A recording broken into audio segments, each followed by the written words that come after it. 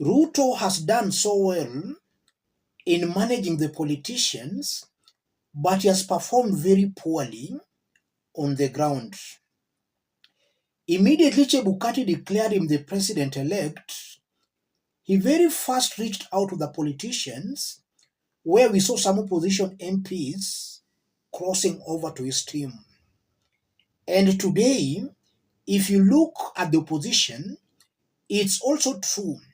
William Ruto has raided the opposition and he has tamed them. A majority of them are no longer critical of his government. And if at all they are critical, then it's not that hard tackle kind of criticism. But on the ground, William Ruto has performed very poorly. Everything he has done in the under 2 years he has been the president, he has gone against the people, including even in his backyard of the Kalenjin nation. Let's listen to this before we continue. Ukakuja ukakuwa deputy president, hakuna kitu ulifanya kwenu nyumbani. Hapa nyumbani si uko hapa Taribo hapa, nyumba ya matope imejaa hapa. Unachanga nyumba ya makorofa ifanye nini? Na matope imejaa hapo kwako hapo nyumba Taribo hapo, uende uone sasa hii matope imejaa hapo. Mbona hujajenga huko kwanza? Madaktari hakuna pesa, pesa unalipa deni, ya deni unalipa ya nini? Sasa unakopa ndio mbolea, unaleta mbolea mbonoko, alafu unasema ati unapewa free. Unatasaidia nani?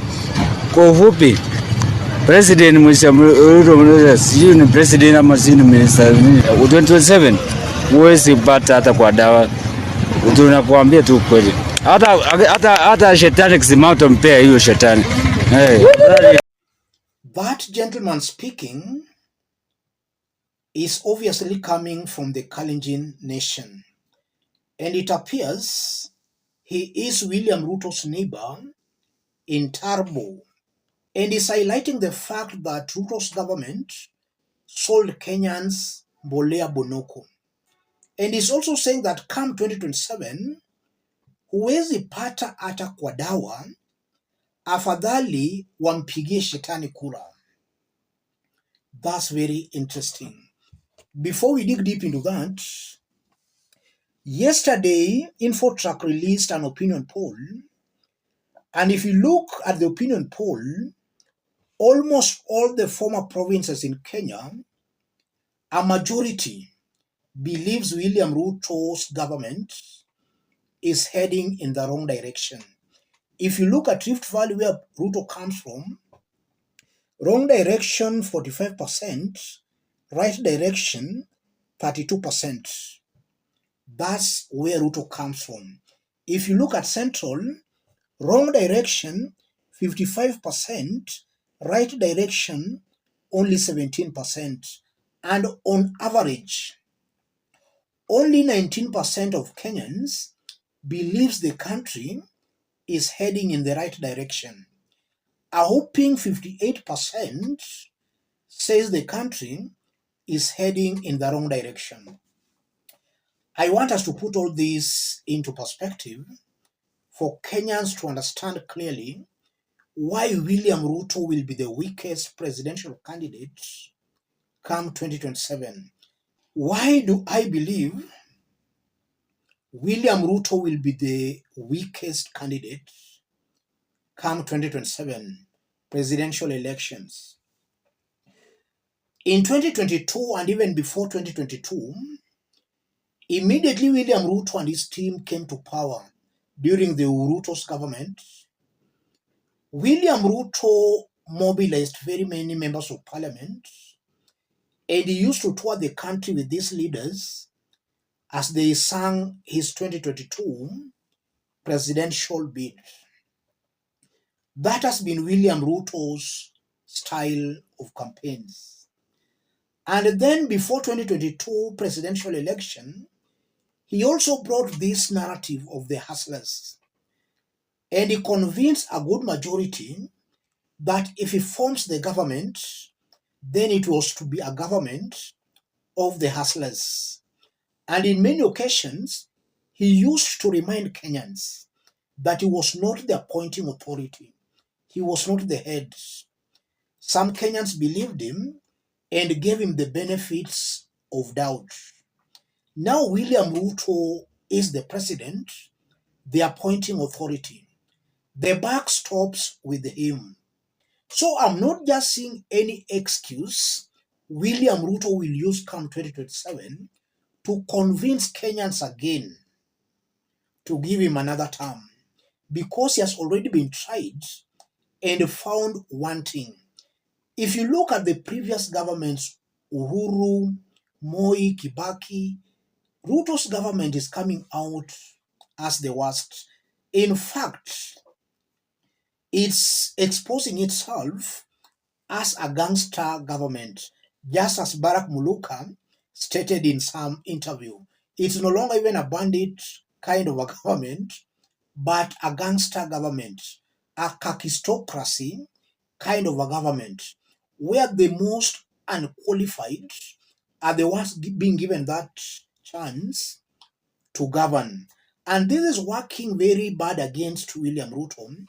If you look at the issue of, for example, fertilizer, that's something that will send William Ruto home come 2027. Agriculture is the backbone of very many Kenyans. And the mere fact that this government gave fake fertilizer to farmers, that's something that Kenyans will remember till 2027. And it's working against Ruto, but Ruto is not seeing. If his own backyard can say that they will rather vote for Shetani, but not William Ruto, that's a narrative that seems to be getting traction across the country. If you go to the mountain, the people there are also not happy on how William Ruto is ruling. He made so many promises which he is yet to fulfill. So all these things accumulatively are going to make William Ruto the weakest presidential candidate come 2027. And Kenyans should just organize themselves very well. And just as I've been saying in this forum, it does not matter who will be contesting against Ruto. The most important thing, Kenyans should identify one strong leader and they rally behind that leader, irrespective of how many presidential candidates will be at that time. Let them identify one presidential candidate. If Kalonzo at that time will be the strongest, or whichever, let Kenyans rally behind one presidential candidate. I'm very sure that this time around, even if it's a matter of rigging, William Ruto and his team will not be able to rig to actually come for a second term. A majority of Kenyans, even those who voted for them, are clearly not happy with him. And to make matters worse, William Ruto thinks that by now bringing the likes of Raila Odinga, these opposition MPs, then is managing the ground. No, the ground, as long as William Ruto is not performing on the ground, then irrespective of which politician he brings to his camp, the ground will still reject him come 2027. Let me stop it there, ladies and gentlemen. If you are watching us but you have not yet subscribed, subscribe, give this video a like. Any person who may want to support our forum, contact me through that number or feel free to channel your support to that number. Let's meet in our next analysis. Thank you. Ukakuja ukakuwa deputy president, hakuna kitu ulifanya kwenu nyumbani. Hapa nyumbani sikukui hapa Taribo hapa, nyumba ya matope imejaa hapa. Unachanga nyumba ya magorofa ifanye nini? Na matope imejaa hapo hapo nyumba Taribo hapo, uende uone sasa hii matope imejaa hapo. Mbona hujajenga huko kwanza? Madaktari hakuna pesa, pesa unalipa deni, deni unalipa ya nini? Sasa unakopa ndio mbolea, unaleta mbolea mbonoko, alafu unasema ati unapewa free. Unatasaidia nani? Kwa ufupi, president Ruto sio ni president ama sio ni minister 2027 huwezi pata hata kwa dawa. Tunakuambia tu kweli. Hata shetani kisimama mpea hiyo shetani. Shetani.